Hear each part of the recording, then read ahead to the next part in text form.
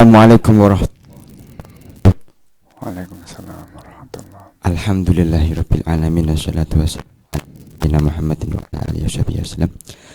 Selamat pagi para pendengar MyMFM.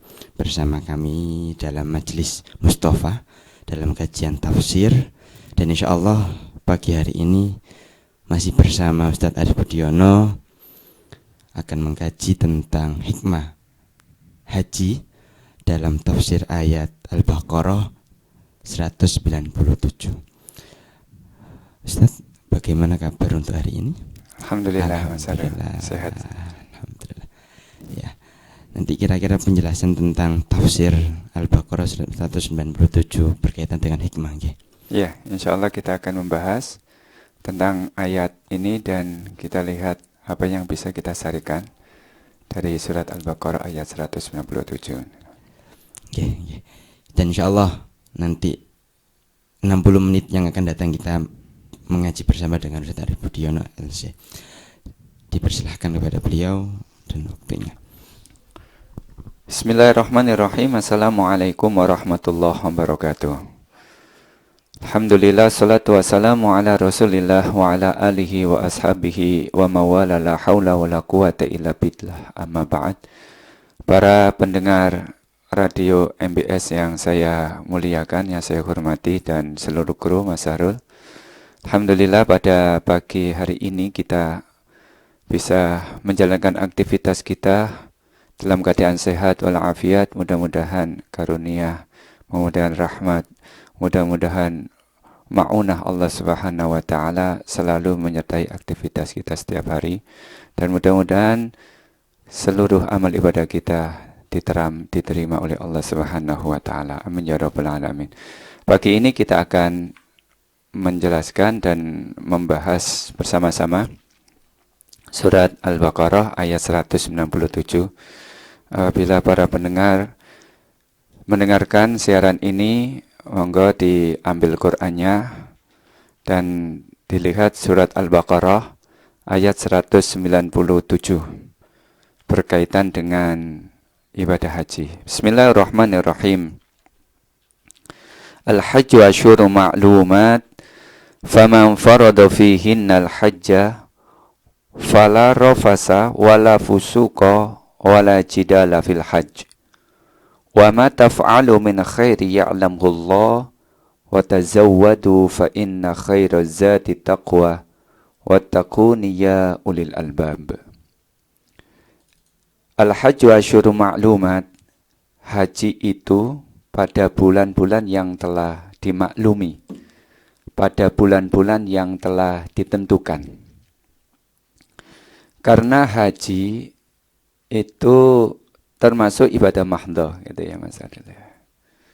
Berarti tata pelaksanaannya, tempatnya, waktunya, caranya itu tidak boleh lepas dari tuntunan Rasul sallallahu alaihi wasallam. Khudhu anni manasikakum. Seperti halnya sholat, ayatnya sangat global sekali. Wa aqimus sholah wa atuz zakah. Perintah untuk mendirikan sholat. Yang ini kemudian diberi contoh oleh Rasulullah. Karena Rasulullah memberikan uswatun hasanah. Laqad kana lakum fi rasulillahi uswatun hasanah. Dan Rasul litubayyina linnasi ma nuzzila ilaihim. Bahwasanya Rasulullah memberikan penjelasan. Di antara penjelasan Rasul berkaitan dengan haji adalah beliau memberikan contoh. Dan contoh itu sangat-sangat jelas karena diikuti sekian banyak sahabat. Bahkan dalam sejarah hampir seluruh sahabat ikut berhaji yang dinamakan dengan haji Wada pada tahun ke-10 masa Hijriah. Ayat ini ada sababun nuzulnya, karena ketika berhaji ada sebagian sahabat yang kemudian berhaji, tapi ketika di Mekah itu beliau meminta-minta gitu. Minta-minta. Bahasa kita ngemis gitu ya, minta-minta dan turun ayat ini. Bahwasanya yang mampu itu diantaranya adalah mampu ketika berada di Mekah di Madinah, tidak sampai terlantar begitu, Demikian juga dengan keluarganya, juga tidak sampai terlantar. Yang ditinggalkan di tanah air itu mempunyai bekal. Jadi bekal tidak hanya bekal bagi orang yang berhaji atau berumrah, tapi bekal bagi keluarganya. Dan Rasul memberikan contoh bagaimana kemudian beliau berhaji. Kalau kita lihat dalam sejarah, Rasulullah setelah pindah ke Madinah, itu berumrah 4 kali, hajinya sekali. Jadi umrohnya 4 kali, hajinya sekali. Sehingga kalau dalam akhbar di sini atau dalam hadis disebutkan, ada seorang sahabat yang namanya Aqra' bin Habis. Aqra' bin Habis. Al-Aqra' bin Habis ini bertanya kepada Rasulullah, "Ya Rasulullah, apakah kami berhaji setiap tahun?" Kemudian Rasul menjawab, "Kalau aku jawab iya, maka kalian akan menganggap bahwasanya haji itu wajib. Sementara haji, walillahi ala nasi hijjul baiti man istata'a, yang mampu itu wajib. Yang tidak mampu, ya tidak wajib. Dan kalau aku katakan setiap tahun, kalian juga tidak akan bisa melakukannya." Sehingga yang dicontohkan oleh Rasul ketika beliau pindah ke Madinah, kemudian berhaji, hanya sekali hajinya Rasul. Apakah Rasul kemudian mampu berhaji setiap tahun? Ya sangat mampu sekali. Tapi Rasul kan memberikan contoh. Jangan sampai dianggap bahwasanya haji itu wajib, pertama. Yang kedua, Rasul memberikan contoh bahwasanya yang wajib itu sekali. Kalau mau berhaji lagi silakan, tapi hukumnya adalah sunnah. Sehingga Rasul 4 kali umrah. Umrah yang pertama terjadi pada tahun ke-7 masa Hijriah. 7, 8, 9, 10. Lah, tahun ke-6 sebenarnya Rasul sudah mau berumrah. Tapi saat itu kemudian dicegah, tidak diperbolehkan masuk, dan diadakan perjanjian namanya Hudaybiyah. Yang perjanjian itu diantaranya Rasul pada tahun itu diminta untuk pulang, kembali ke Madinah, dan berumrah pada tahun setelahnya. Dan itu kemudian Kanjeng Nabi menyembelih hadyu, menyembelih dam. Artinya ini menjadi penjelasan bagi kita, jangan kemudian kita gampang-gampang untuk membatalkan niat kita untuk haji dan umrah. Karena kalau seseorang sudah berniat haji dan umrah, kemudian dia batal karena alasan tertentu, maka sebagai bentuk sanksinya membayar dam atau menyembelih kambing. Seperti halnya Kanjeng Nabi. Kanjeng Nabi mau masuk ke Mekah, dicegah. Dan itu diperintahkan untuk pulang lagi. Diminta untuk pulang lagi ke Madinah. Loh, ketika di Madinah, beliau menyembelih dam. Artinya apa? Karena tidak terlaksana niat beliau untuk melakukan ibadah umrah pada tahun itu. Akhirnya kemudian pada tahun ke-7 sesuai dengan kesepakatan dalam perjanjian Hudaybiyah, kaum muslimin bersama Rasulullah umrah pertama. Dan ketika umrah pertama ini Kanjeng Nabi memberikan contoh bagaimana kita bersikap terhadap Hajar Aswad. Beliau kemudian mencium. Dan itu dilihat oleh Sayyidina Abu Bakar, Sayyidina Umar. Sehingga Sayyidina Umar mengatakan, "Saya tahu kalau kamu itu hanya batu, tidak mempunyai manfaat." Gitu ya. Tidak mempunyai maslahat. Kalau Sayyidina Umar selalu menggunakan rasionnya yang sangat kuat sekali dan istihadnya luar biasa. Tapi seandainya saya tidak melihat Kanjeng Nabi mencium kamu, gak sudi saya mencium kamu. Kira-kira seperti itu kalau kita bahasa diterjemahkan dalam bahasa kita. Kalau saya tidak melihat Kanjeng Nabi menciummu, maka aku tidak akan mencium. Karena menciumnya ini adalah sebagai sunnah karena Kanjeng Nabi mencium Hajar Aswad. Kemudian yang kedua pada tahun ke-8 Kanjeng Nabi umroh lagi. Saat itu terjadi peristiwa yang sangat besar yang namanya Fathul Mekah pada tahun ke-5 Hijriah. Pada tahun ke-8 Hijriah. Yang saat itu kemudian Rasulullah mengusap. Tidak mencium tapi mengusap Hajar Aswad. Kemudian pada tahun ke-9 terjadi satu peperangan yang besar namanya Perang Hunain. Setelah kaum muslim mendapatkan kemenangan pada Perang Hunain, kemudian Kanjeng Nabi umrah lagi sebelum pulang ke Madinah. Kemudian beliau menempelkan tongkatnya yang beliau pegang atau kayu yang beliau pegang ke Hajar Aswad. Dan yang terakhir pada tahun ke-10 masa Hijriah terjadi peristiwa yang namanya Haji Wada, yang saat itu kemudian Kanjeng Nabi ada jarak yang jauh antara Kanjeng Nabi dengan Hajar Aswad, sehingga Rasulullah tidak memegangnya, menciumnya atau menempelkan sesuatu pada Hajar Aswad, tapi beliau istislamnya yaitu melambaikan. Ini adalah teladan bagi kita, contoh bagi kita. Yang dekat dengan Hajar Aswad mencium, tidak bisa mencium mungkin nanti bisa mengusapnya, karena terlalu jauh bisa menggunakan satu alat agar kita bisa sampai kepada Hajar Aswad seperti halnya yang dicontohkan Rasul.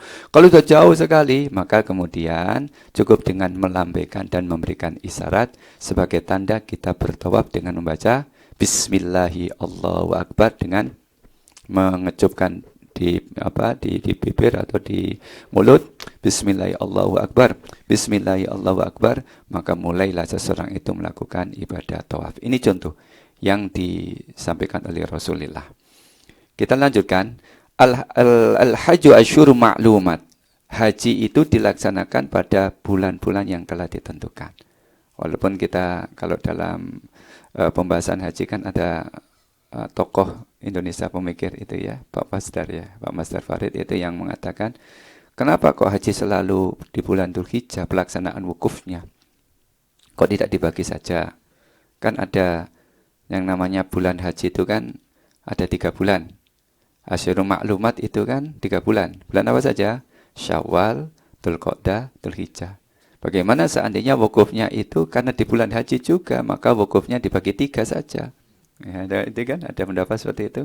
Jadi wukuf itu di bulan Syawal selesai, nanti di bulan Dzulqa'dah selesai, nanti di bulan Dzulhijjah. Tidak harus tanggal 9 Dzulhijjah wukuf ini. Tapi kemudian bisa dibagi kloter lah gitu ya. Ada kloter pertama di bulan Syawal, kloter kedua di bulan Dzulqa'dah, kloter ketiga di bulan Dzulhijjah. Tapi tampaknya hanya sekedar wacana saja. Karena memang yang dicontohkan Rasul tidak melakukan haji kecuali pada bulan Dzulhijjah saat itu, yaitu pada tanggal 9 Dzulhijjah dengan peristiwa dengan wukuf itu. Berangkatnya Kanjeng Nabi kalau dalam sejarah tanggal 25 Dzulqa'dah. Berangkat dari Madinah. Perjalanan 6 hari. Sehingga sampai di Mekah itu tanggal 4 Dzulhijjah. Dan Rasul melakukan haji dengan menggunakan haji ifrad ya. Haji ifrad itu yang tidak kena dam. Yang saat itu kemudian Kanjeng Nabi selalu menggunakan kain ihram selama pelaksanaan ibadah haji dan umrohnya. Ini yang dicontohkan oleh Rasulullah dan hanya sekali, dan itu terjadi pada tanggal 9 Dzulhijjah ketika wukuf. Maksud saya wukuf karena al-hajju arafatun, maka wukufnya itu tanggal 9 Dzulhijjah. Sehingga kalau misalnya ada pendapat dibagi 3, itu memang tidak ada contoh dari Rasulullah. Pemerintahan sana pun tidak melakukan itu, maka ya kita hanya katakan hanya sebatas wacana saja. Maksudnya kan biar tidak terlalu desak-desakan di padang Arafah, tapi tampaknya hanya sebatas wacana karena memang yang dicontohkan oleh Rasulullah hajinya sekali, itu pun dari Medina, itu pun dilakukan pada tanggal 9 Dzulhijjah. Gitu Mas ya. Nah, ini berkaitan dengan haji dan tata pelaksanaannya. Kita lanjutkan. Apa hikmah haji yang bisa kita ambil, bisa kita petik dari peristiwa ibadah haji? Yang pertama, berkaitan dengan ibadah. Bahwasanya ibadah itu sifatnya adalah jama'i. Ibadah itu sifatnya adalah jama'i, bersama-sama. Sehingga ketika kita sholat, sangat dianjurkan, bahkan sebagian mengatakan sunnah mu'akkad, bahkan sebagian mengatakan wajib. Kalau sholat itu dilakukan secara berjamaah. Kalau di sana 100.000, kita sholat di Masjid Raudhatus Salam sekali, di sana itu 100.000 pahalanya kan gitu. Bandingannya kan seperti itu.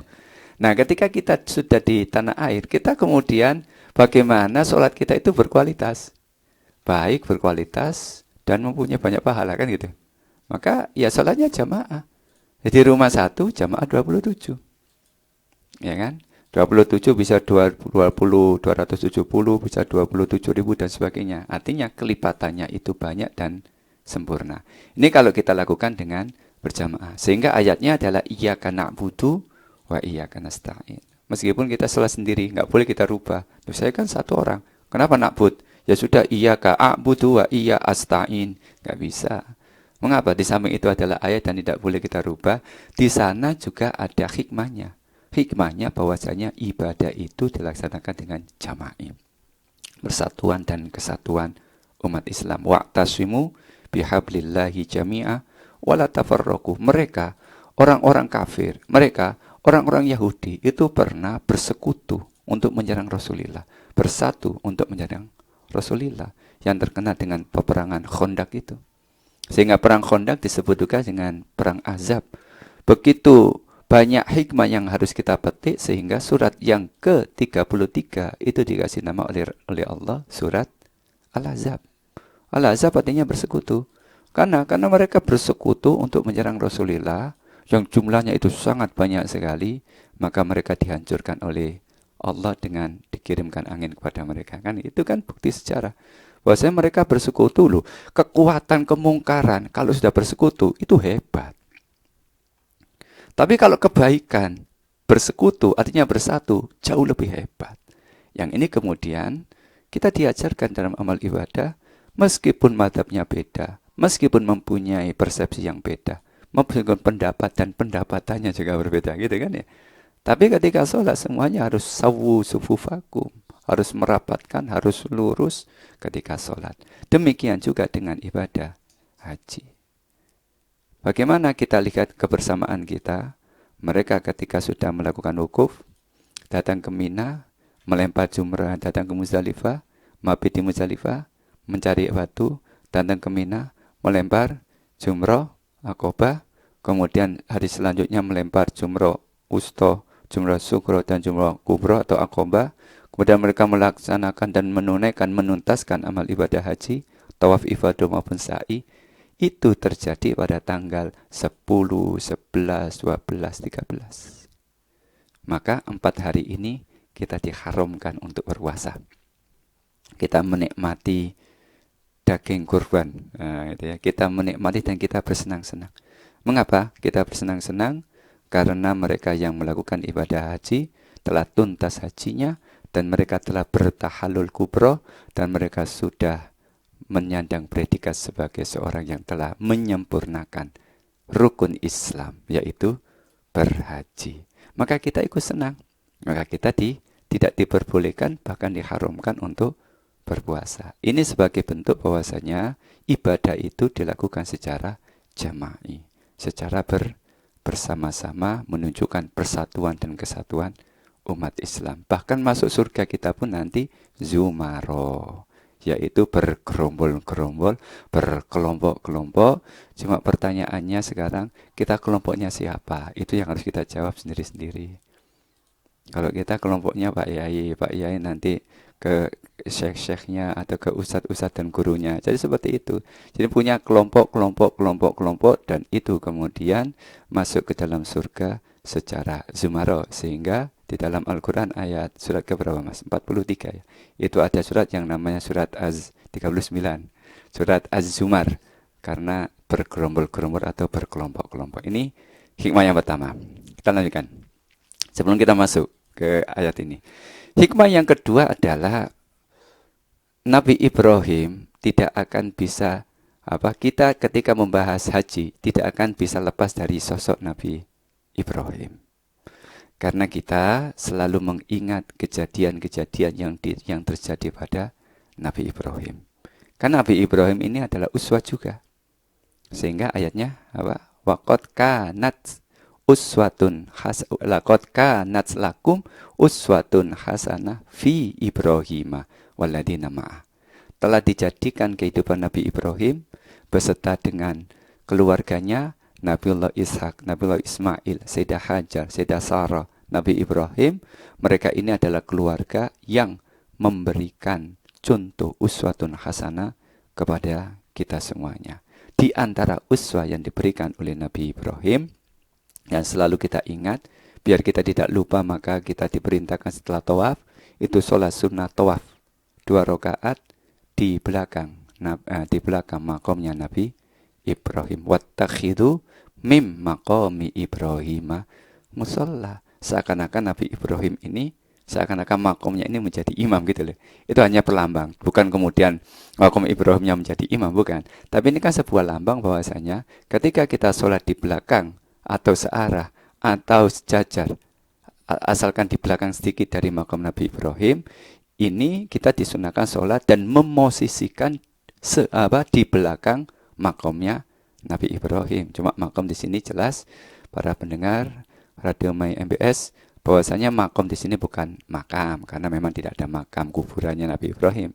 Tapi makam yang dimasukkan adalah tempat berdiri, tempat berdiri. Sehingga kalau kita selawatan kan mahallul qiyam, jadi tempat kita berdiri itu namanya makom. Itu batu yang kemudian dijadikan oleh Allah sebagai pijakan Nabi Ibrahim untuk membangun Ka'bah. Maka tidak akan lepas Ka'bah itu dari kisah Nabiullah Ibrahim alaihissalam.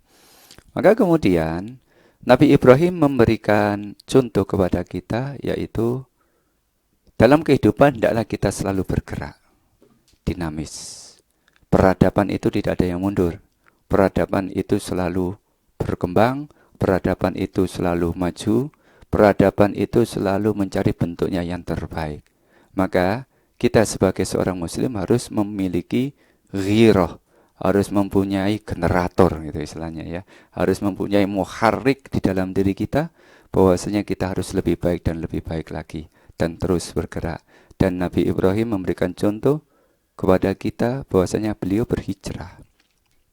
Ita'atan li amrillah, dan mengikuti apa yang telah Allah perintahkan, sehingga kemudian tidak ada satupun orang yang di dalam dirinya ada rasa iman dan takwa kepada Allah untuk menolak pergi ke Baitullah Makkahul Mukarramah. Tidak ada satupun. Mengapa? Karena ta'aluk kita hati itu sudah ada setrumnya. Nah, setrumnya itu sudah diawali ketika Nabi Ibrahim memanggil kita atas perintah Allah.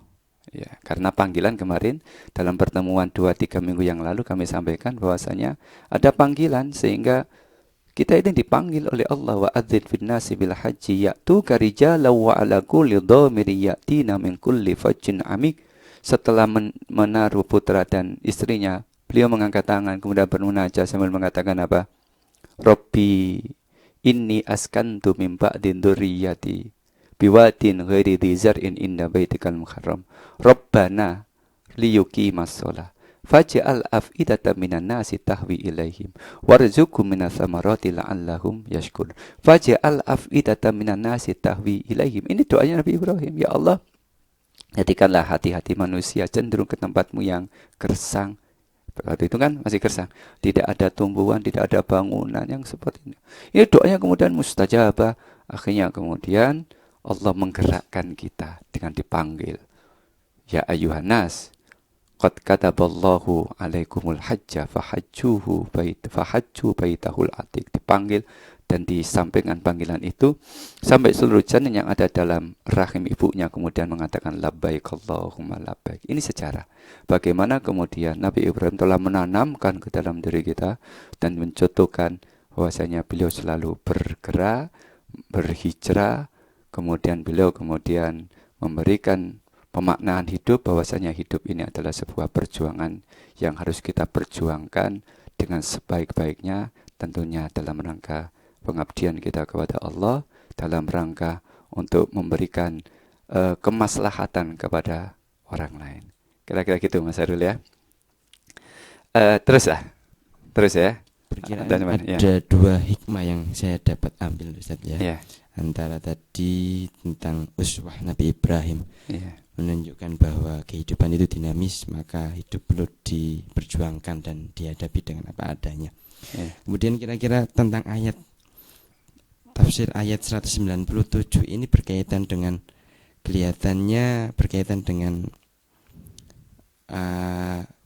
pesan dari Allah untuk para yang ingin melakukan haji gitu. Ya. Ini hikmah yang ketiga. Gitu belum. Tadi baru mukadimah. Sekarang masuk hikmah yang ketiga. Hikmah yang ketiga, ketika kita melaksanakan ibadah haji secara eksplisit itu secara tekstual ada di dalam ayat ini. Bahwasanya kita diperintahkan oleh Allah agar berhati-hati di dalam berbicara, berhati-hati dalam bersikap, berhati-hati dalam berperilaku. Karena ketika seseorang sudah, khususnya ketika mengenakan kain ihram, Maka apapun hal yang dibolehkan oleh Allah, ketika menggunakan kain ihram ada sesuatu atau perbuatan yang tidak diperbolehkan. Jadi, makanya dinamakan kain ihram. Seperti halnya kita takbir dinamakan takbiratul ihram. Karena nggak boleh kemudian orang sholat setelah takbiratul ihram kemudian jalan-jalan menyapa temannya, kayak wajah kabari, mari kita nang dia, nggak boleh. Sehingga kalau melafadzkan harfan atau harfaini yang mempunyai makna di luar dari rukun qauli, batal sholatnya walaupun satu kata. Qi misalnya. Qi itu kan apa? Waqoyaki ya, jagalah. Itu kan punya makna. Maka sholatnya bisa batal. Demikian juga ketika menggunakan kain ihram, sesuatu yang boleh itu kemudian menjadi tidak boleh. Sehingga kita kemudian mendapatkan pembelajaran bahwasanya kebaikan dan keburukan itu kita tidak mempunyai pilihan ketika memilih mana yang baik dan yang buruk, kecuali itu adalah pilihannya Allah kalau itu berkaitan dengan ibadah makhluk tadi. Ya. Kalau misalnya berkaitan dengan hal yang lainnya, maka hadisnya Rasul, antum a'lamu bi umuri dunyakum. Bisa jadi sesuatu yang kita anggap buruk, tapi itu adalah baik bagi Allah, maka kita lakukan. Bisa jadi kita anggap itu adalah baik, tapi itu buruk bagi Allah, maka tidak diberikan itu kepada kita. Artinya, baik dan buruk itu penilaiannya Allah. Maka kemudian, di dalam berhaji, itu ada pantangannya. La rofasa, wala fusuko, wala jidala fil hajj. Hati-hati dengan perbuatan, hati-hati dengan ucapan, karena semuanya itu ada konsekuensinya. Seringkali kita kan asbun. Apa asbun itu? Asal bunyi. Oh gitu. Iya, asal bunyi tanpa kemudian memikirkan dampaknya.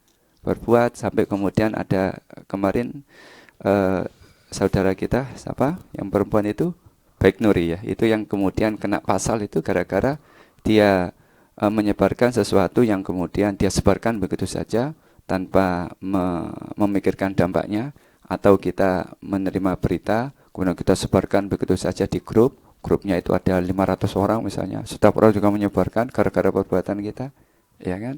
Nah, ini yang kemudian diingatkan oleh Allah, hati-hati di dalam bersikap, dalam berbuat, dalam berperilaku, itu semuanya mempunyai konsekuensinya. Ya, ketika beribadah di sana 100.000 kita mendapatkan pahala. Tapi kalau maksiat, dosanya 100.000. Ya kan? Bisa dilipat gandakan juga. Dilipat gandakan. Karena pahalanya dilipat gandakan, melakukan perbuatan maksiat di sana 100.000. Ya jangan ya naudzubillah. Tapi kenyataannya ketika di sana juga banyak yang kecurian. Ketika tawaf ada pencurinya juga. Ya, ngambil sesuatu. Ketika sa'i juga ada orang yang kemudian cerita dari para orang yang haji atau umroh, ada yang kemudian kehilangan. Di maktabnya juga ada kehilangan. Ternyata juga ada juga pencuri juga, ya mungkin apalah khilaf atau bagaimana, wallahu a'lam, tapi itu kejadian. Artinya bahwasanya kebaikan keburukan itu kita yang menanggungnya. Albirru la yabla wadzamu la yunsa wadayyanu la yamut. Hadisnya apa? I'mal masyita kama tadinu tudan. Berbuat sekehendak hatimu. Tapi semuanya itu ada konsekuensinya. Maka ketika seseorang itu melanggar, maka kena dam. Suruh menyembelih. Ini artinya apa? Memberikan pembelajaran bagi kita bahwasanya segala sesuatu itu ada konsekuensinya. Konsekuensinya apa? Konsekuensinya tadi bisa jadi ibadah hajinya tidak sempurna. Maka kemudian seorang yang berhaji, faman farada fihinal hajja, 1, fala rafasa. 2, wala fusuqa.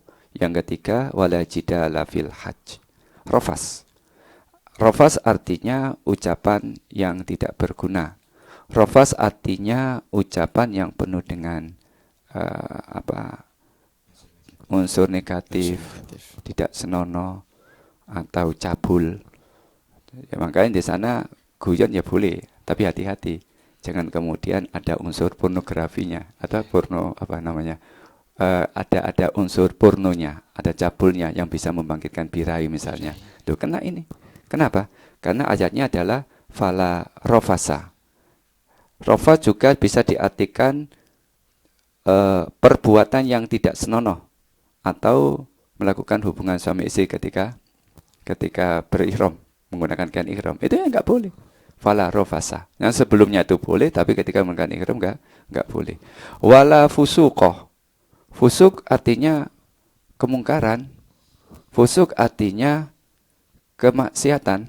Jadi ucapan dan perbuatan yang tidak benar. Ini masuk dalam kategori fusuk. Wala jidala fil hajj, dan berkelahi. Ya memang ketika suami itu berangkat dengan istrinya sekalian, memang senang. Tapi hati-hati di sana, jangan sampai ada masalah kecil menimbulkan perkelahian sampai kak sopo, marah-marah, kemudian mengumpat dan sebagainya. Yang ini bisa mengurangi kesempurnaan ibadah haji, sehingga trainingnya yang di sana seperti itu diharapkan la rofasa wala fusuko wala jidala ini bisa dipertahankan sampai mereka kembali ke tanah air, karena orang haji itu mempunyai nilai keutamaan yang luar biasa, sehingga disebutkan bahwasanya haji itu, orang yang berhaji atau berumrah itu wafdullahi salasa, bahwasanya utusan Allah itu 3. Siapa? 1 al-ghazi, orang yang berperang. Yang kedua, al-hajj, orang yang berhaji. Yang ketiga, al-mu'tamir, orang yang berumrah. Sehingga Kanjeng Nabi ketika ditanya, amal ibadah yang paling baik apa ya Rasulullah? Beliau menjawab, al-imanu billah, iman kepada Allah wa yaumil akhir. Summa mada ya Rasulullah? Al-jihad fi sabilillah. Summa mada ya Rasulullah? Al-hajju. Sehingga mempunyai kemuliaan-kemuliaan bagi orang yang berhaji. Karena mereka adalah utusan-utusan Allah, maka kita pun memuliakan mereka. Karena kita ingin dimuliakan oleh Allah, maka kita memuliakan apa yang dimuliakan oleh Allah Subhanahu wa ta'ala. Sehingga hadisnya Rasul, wa ajizul wafda binahwi ujizuhum bihi. Binahwi ujizuhum bihi. Ajizul wafda, berilah kemuliaan kepada orang-orang yang diutus oleh Allah, di antaranya adalah haji. Bidah mimma uji zuhum bihi, seperti halnya saya memuliakan mereka. Sehingga kita ada orang haji, kemudian kita hadir, ada walimatus safar, kemudian ada pelepasan, prosesi pelepasan, kemudian kita hadir, ikut mendoakan, kita ikut senang karena saudara kita, tetangga kita, atau keluarga kita ada yang berhaji. Ini sesuai dengan sunnah Rasul. Mengapa? Karena Rasul memerintahkan dengan lafaz ajizul wafda. Hormatilah, muliakanlah utusan. Dan utusan diantaranya adalah utusan Allah, yaitu orang yang berhaji atau orang yang berumrah. Wa ma taf'alu min khairi ya'lamuhullah. Segala apapun yang engkau lakukan yang berupa kebaikan, Allah pasti akan mengetahui. Wa tazawwadu fa inna khaira zadi taqwa wattaquni ya ulil albab. Perbanyaklah bekal. Perbanyak bekal. Jadi tidak hanya masalah kewajiban saja, tapi di sini wa ma taf'alu min khairi ya'lamuhullah. Kebaikan-kebaikan, kebaikan dalam bentuk kesunahan, kebaikan dalam bentuk menghindari hal-hal yang makruh, kebaikan dalam bentuk menghindari hal-hal yang syubhat. Ini adalah kebaikan-kebaikan yang semuanya akan selalu diketahui oleh Allah Subhanahu wa ta'ala. Wa khairu zadi fa inna khairu zadi taqwa wattaquni ya ulil albab. Ini berkaitan dengan hikmah yang ke berapa tadi Mas? Ketiga. Ya. Apa yang perlu diinikan lagi? Hikmah yang ketiga, kelihatannya tadi tentang berkaitan dengan khairuz zadi taqwa. Ya. Apakah yang perlu dipersiapkan? Ini kan ada takwa, bekal takwa. Apakah ada persiapan khusus sebelum berangkat haji, selain untuk mempersiapkan diri meninggalkan sesuatu yang dilarang ataupun meninggalkan sesuatu yang boleh dan itu dilarang ketika haji ataupun lainnya? Apakah ada persiapan khusus untuk membekali diri dalam ketakwaan diri? Iya. Ini berkaitan dengan apa yang kita lakukan dan apa yang kita persiapkan. Persiapan itu ada 4. Ketika seseorang ingin melakukan ibadah haji dalam rangka untuk mencapai makom takwa yang tinggi di hadapan Allah. Karena amal ibadah itu kan disesuaikan dengan sejauh mana kita melakukannya. Sehingga bisa jadi orang yang melakukan haji itu sama mabrurnya, tapi pahalanya berbeda. Ya kan? Ya memang semuanya al-hajju al-mabrur laisa lahu jazaa'un illal jannah. Tapi penilaian Allah, nilainya itu kan bervariasi. Sehingga dalam hadis kan disebutkan, sholat itu bisa jadi 1/10 diterima, 2/10 kan rinci sekali itu kan ya. 3/10, 4/10 gitu terus sampai setengahnya, 2/3-nya atau semuanya. Ini kan bertingkat-tingkat sejauh mana kita melaksanakan amal ibadah itu. Maka pasti kita setuju dan sepakat mengatakan bahwasanya mari kita sempurnakan amal ibadah kita, apapun amal ibadah kita dengan melihat syarat dan rukunnya. Sehingga yang perlu dipersiapkan selain persiapan niat. Sehingga persiapan niat itu harus didasari dengan lillah. Ayatnya kan walillahi ala nasi hijjul baiti man istata'a wa atimul hajja wal umrata lillah. Jadi ada kalimat lillah. Lillah di sini itu demi untuk karena. Demi untuk karena. Demi untuk karena Allah. Motivasinya Allah. Tujuannya untuk Allah. Pengabdian kepada Allah. Ibadah kepada Allah.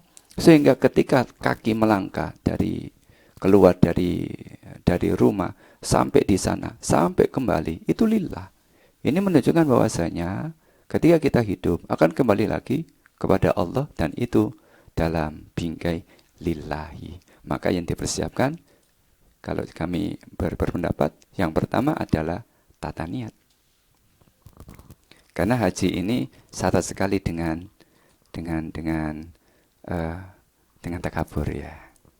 Ya, dekat sekali. Apalagi tradisi kita setelah pulang haji dipanggil Pak Kaji, dipanggil Abah, dipanggil Umi, dipanggil dengan panggilan-panggilan yang melabelkan bahwasanya kita pernah melakukan ibadah haji. Jangan-jangan setelah haji tidak dipanggil Pak Kaji, Kak Noleh ya kan. Maka perlu kemudian ditata niat kembali. Apalagi ada safar haji, setelah kemudian datang masyarakat ke rumah, ke tempat kita. Yang seperti ini memungkinkan sekali kita tergoda, memungkinkan sekali setan untuk membisikkan sehingga keluar dari niat yang ikhlas dan tulus ini. Berarti untuk perbengkalan yang harus dipersiapkan adalah niat. Penataan niat gitu. Ya, sekarang kan bagaimana caranya? Nah, bagaimana caranya kemudian kita menata niat ini?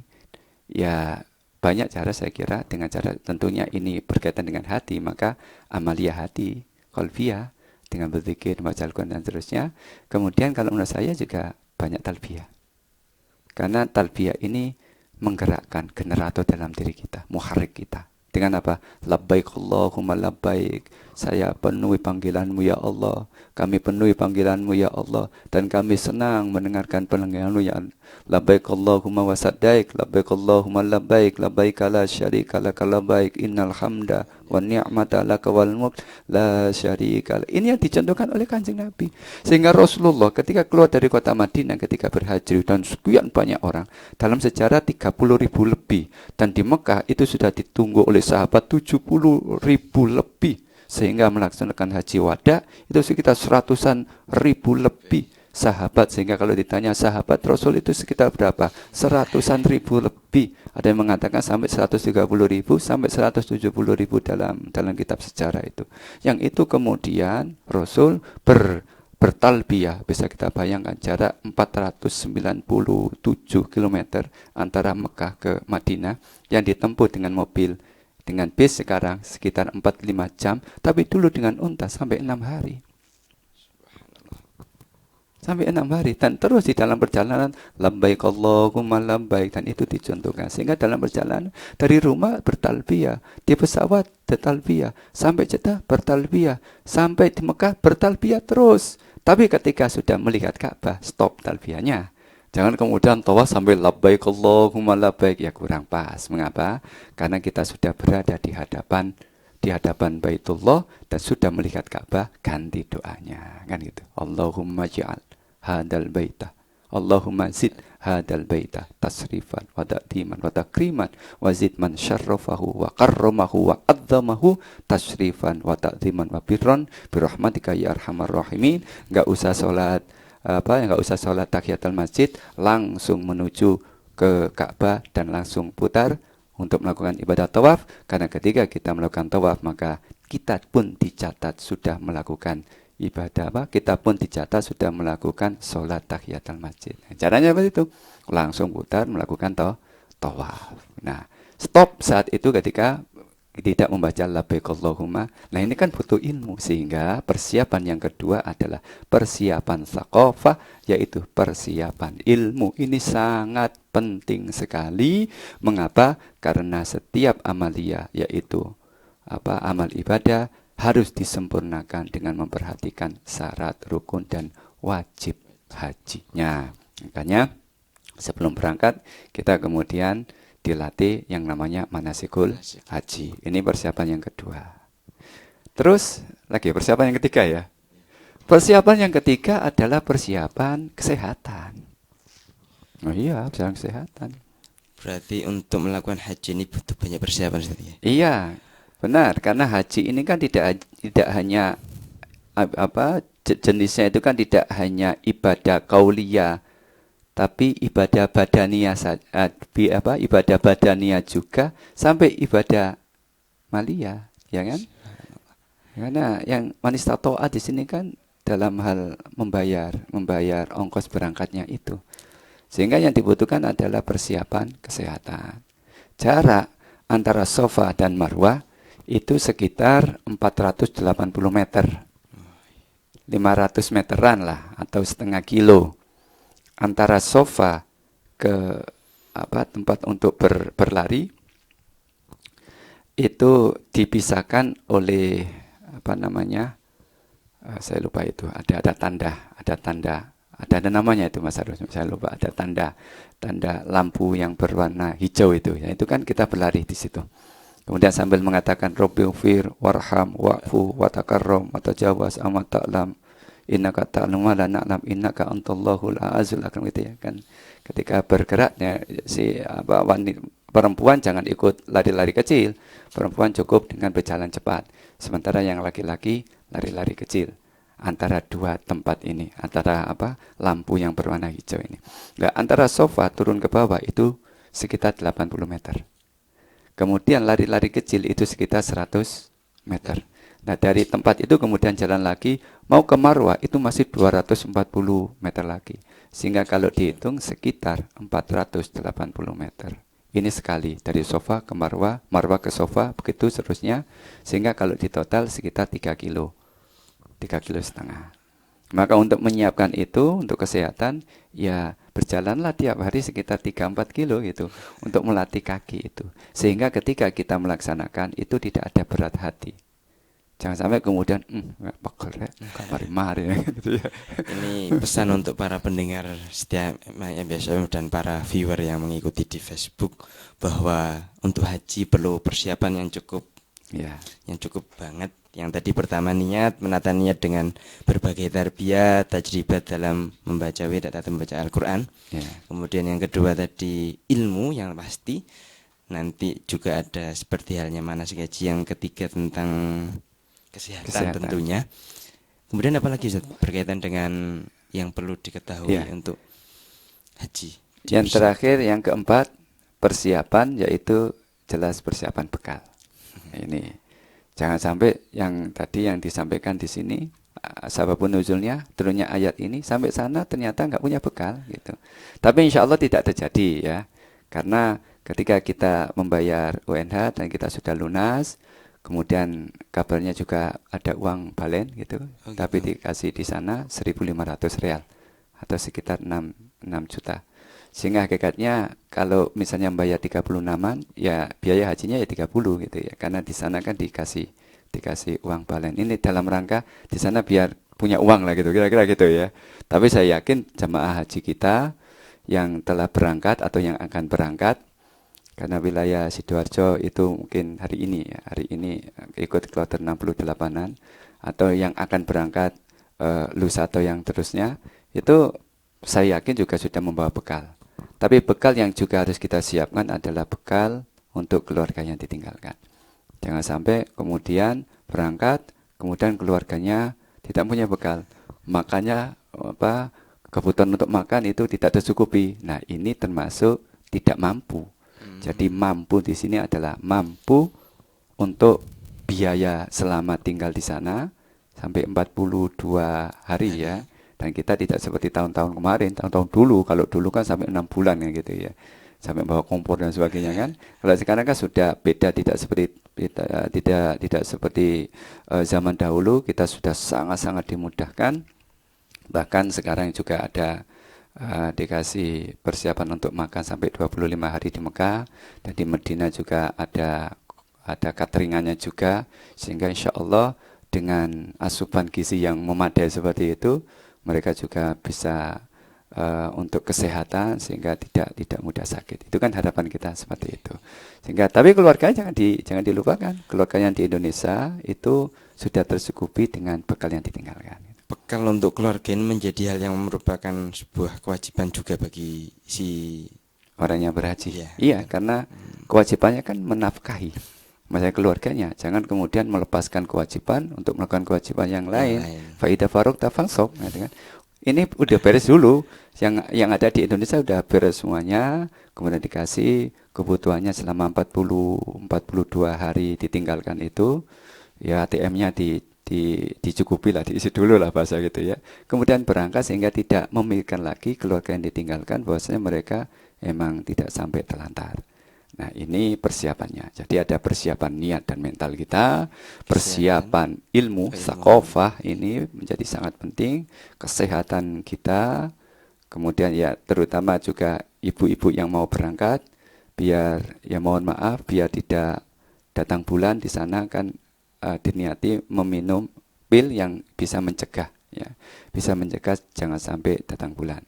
Tapi seandainya kemudian perempuan, ibu-ibu datang ke sana kemudian datang bulan pada waktu pelaksanaannya, jangan terlalu sedih.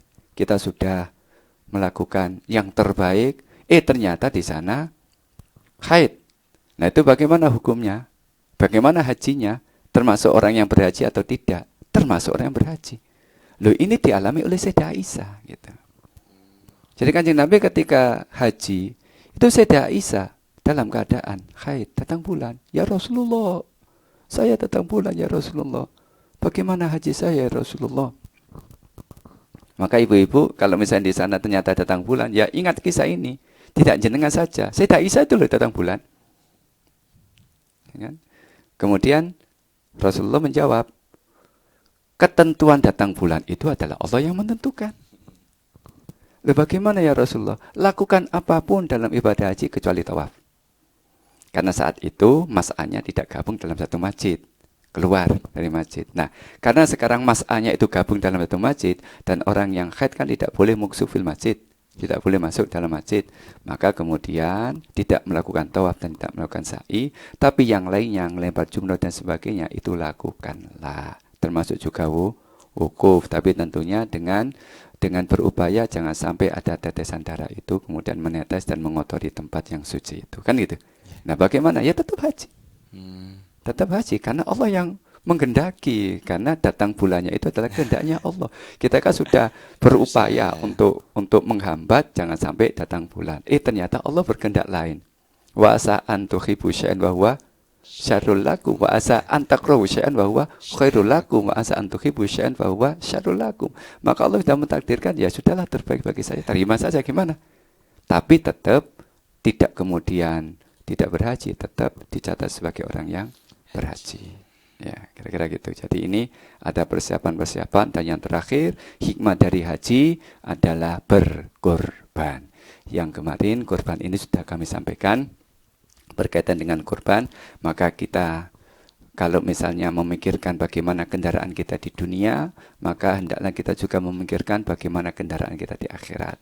Bahkan ulama mengatakan korban misalnya kita memaksakan diri, apakah boleh? Boleh. Sampai berhutang, apakah boleh? Boleh. Asalkan kita tidak mempunyai hutang yang lainnya.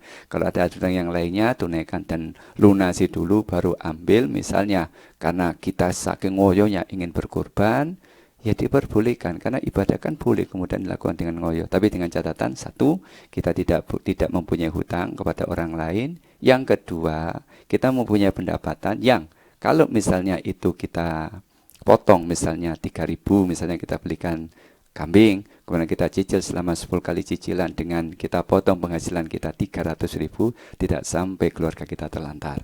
Nah, itu memaksakan diri seperti itu dalam pandangan para fuqaha itu dibolehkan, karena pentingnya berkurban. Sehingga kita nanti ketika melewati sirat kita ada binatang tunggangannya. Seperti itu. Sehingga berkaitan dengan yang lainnya, misalnya kurban antara sapi 7 orang dan kambing 1 itu mana yang lebih baik, yang seperti itu. Ya itu masalah fikih ya, masalah fikih. Tapi ada penjelasan gini, yang khusus yang ini berkaitan dengan kurban 1 sapi ditanggung 7 orang dengan 1 kambing, itu ada yang mengatakan lebih baik 1 kambing. Tapi ada yang mengatakan gini, saya mengatakan itu ditanya gini Mas Arul.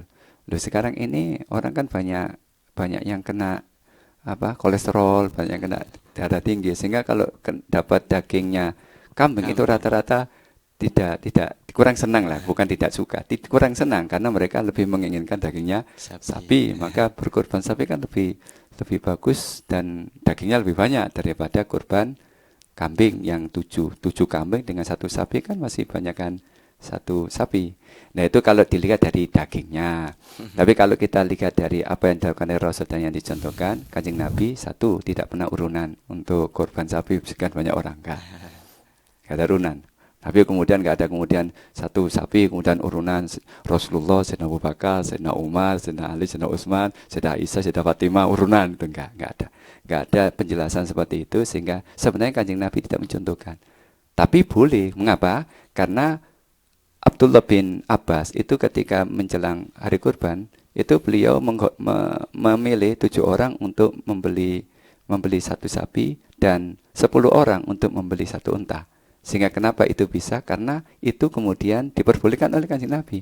Cuma Rasulullah tidak pernah kurban secara urunan, patungan. Itu saya lihat di dalam hadis tentang kurban tidak ada penjelasan Rasul melakukan itu, tapi dibolehkan. Sehingga boleh-boleh saja kita kemudian, dan itu sangat bagus dengan menyembelih sapi ditanggung 7 orang. Ini yang pertama. Yang kedua, ada sebagian ulama yang tidak membolehkan pendapat dalam bidang fikih. Yang ketiga, kurban itu kan syiar agama. Jadi semua yang kita lakukan adalah syiar. Inna Safa wal Marwata min syairillah. Salat Jumat syiar agama. Salat Idul Adha, Idul Fitri syiar agama. Semua amal ibadah itu adalah syiar mengagungkan Allah. Ketika banyak kurban yang kita sembelih, banyak kalimat-kalimat yang kita lafadzkan dengan takbir, dan banyak yang kita syiarkan, yang kita agungkan. Sapi sekali sudah selesai. Tapi kalau kambing 1, 2, 3, 4, 5, 6, 7. Ada 7 binatang yang kita sembelih. Berarti syiar agamanya itu makin keras, makin kita agungkan. Nah, itu pendapat. Ada yang mengatakan bahwasanya kurban 1 kambing itu lebih baik daripada kurban sapi yang ditanggung oleh 7 orang. Wallahu a'lam. Demikian yang bisa saya sampaikan Mas Arul, dan saya mohon maaf apabila ada kekurangan. Dan akhirnya saya sampaikan lagi ke Mas Arul. Terima kasih. Luar biasa atas pengetahuan dan apa yang telah dijelaskan tadi berkaitan dengan tafsir ayat 197, kemudian juga tentang khairuz zati taqwa, bekal yang perlu dipersiapkan mulai dari niat, mulai dari ilmu, kemudian kesehatan, dan yang terakhir adalah bekal untuk keluarga yang ditinggal bagi yang melakukan haji. Alhamdulillah, kesempatan pagi hari ini telah usai dan kita cukupkan, dan kami juga mau undur diri. Ihdinas siratal mustaqim. Assalamualaikum warahmatullahi wabarakatuh. Waalaikumsalam warahmatullahi wabarakatuh.